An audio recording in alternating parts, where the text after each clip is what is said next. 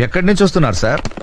శివాలయంలో హరికథలు చెప్తున్నారంటే వెళ్ళి అదంత ఇంట్రెస్టింగ్ గా లేదని పక్క థియేటర్లో ప్రేమించుకున్నారు ఆ సినిమాకి వెళ్ళాను. వాడు రా అని పిలిస్తే సిగ్గు లేకుండా వెళ్ళిపోవడమేనా? అక్కడేమో మీ నాన్న కంప్యూటర్ నేర్పించాలి, మా వాడిని ఫారెన్ పంపించాలి అంటుంటాడు. నువ్వు ఇక్కడ ప్రేమించుకుందాంరా, పారిపోదాంరా ఇలాంటి సినిమాలు చూస్తూ ఉంటూ. ఇంతకీ ఏమొచ్చు మనకి? ఈతొచ్చు సార్. ఆ? ఈత సార్, స్విమ్మింగ్. అది కాక మ్యూజిక్ అంటే ఇంట్రెస్ట్ సార్. మ్యూజిక్?